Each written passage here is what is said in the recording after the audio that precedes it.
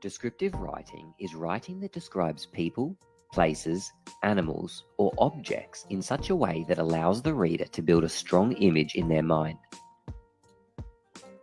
Good descriptive writing shows rather than tells. Let's take a look at an example of descriptive writing.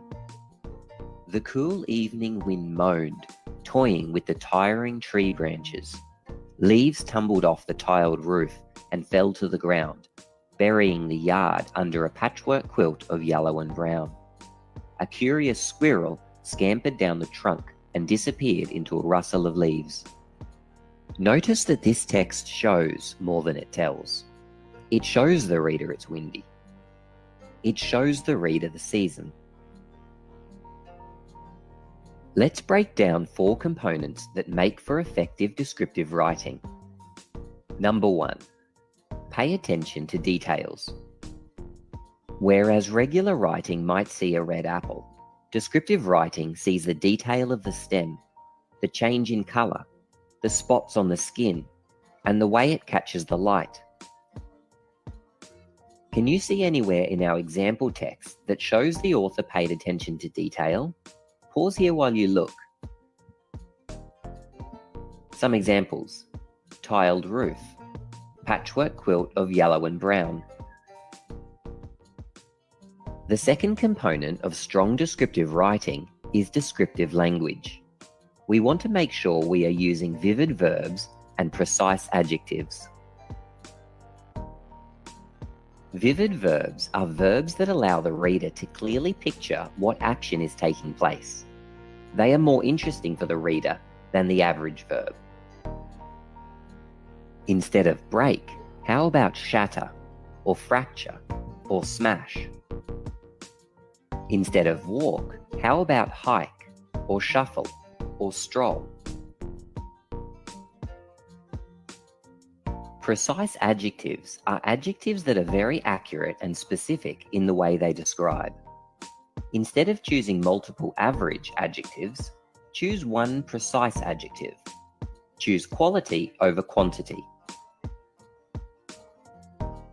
See if you can find any vivid verbs and precise adjectives that have been used here. Pause while you look. Moaned, tumbled, burying, curious, tiring.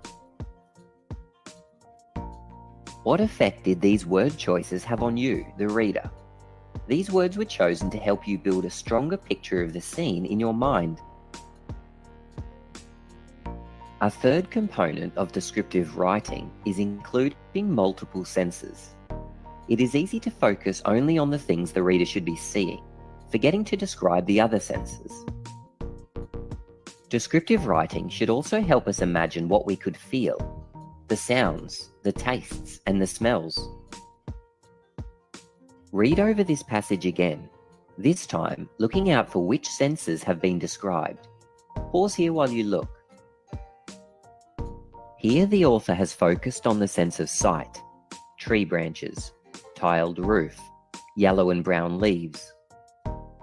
Here the author has described what the reader should hear, the wind moaned, rustle of leaves. And here the author has made descriptions to let the reader feel, cool wind, tiring tree branches. Depending on what we're describing, including all of the senses can be difficult. At the end of the lesson, we'll learn a little trick to help with this. Number 4, organization. Our descriptions shouldn't be just randomly thrown together. We could organize them chronologically, that is by time, or we might choose to organize by order of importance. Or the descriptions could be organized spatially, meaning we might focus on one part of an object and then move on to another. For example, if we were describing a person, we might start by describing physical features and then move on to describing actions. Or you might start at the top with their hair before moving down to their facial features and then on to their clothing, for example. Can you work out how this descriptive paragraph has been organized? Pause here while you reread it. The description is organized spatially. It begins at the top of the tree, in the tree branches. The description then moves down the tree right to the bottom, where the squirrel scampers off. Let's have a go together at doing some descriptive writing.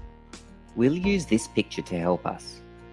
Now, we don't need to stick exactly to what we see here. Let's just use it to help come up with ideas. Let's start by brainstorming some verbs and adjectives we might like to use.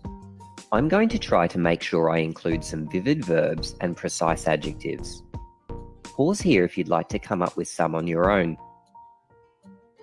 How did you go? Here are some verbs I came up with. Stretched, reached, hung, floated, drifted, meandered, perched, stood, blew. And my adjectives: long, rickety, wooden, secluded, peaceful, calm, tranquil, soft, grey, and blue. Now let's make sure we include multiple senses. Most of these words are going to describe what it looks like. These words here could be used to describe the sense of touch. Can you think of anything we could add for taste, smell, or hear? Here are some ideas we could play with. The sound of the water lapping against the pier, a scent carried on the breeze, the taste of salt in the air. Now, before we put our ideas together and start writing, let's take a moment to think about how we could organize our writing. Perhaps we could focus on one sense at a time. Or maybe we could focus on one part of the setting and then move on to the next. Before you start, remember the purpose of your writing: to describe the scene in such a way that allows the reader to build a strong image in their mind.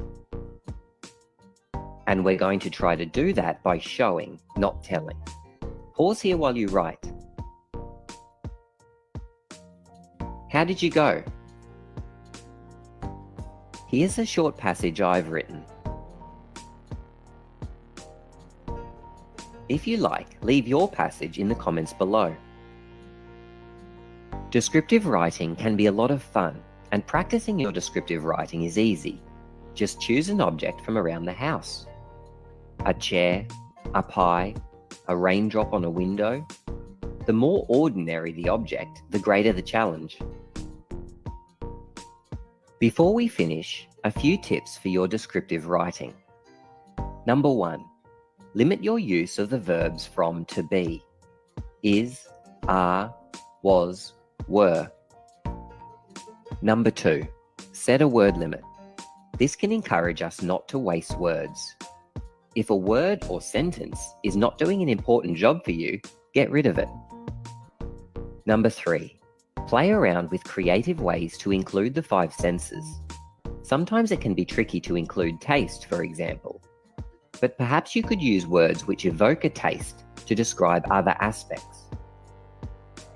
For example, in our descriptive writing about the beach, we could have likened the colour of the clouds to grapes. Not only would we have described the colour, we would have cleverly included the sense of taste at the same time.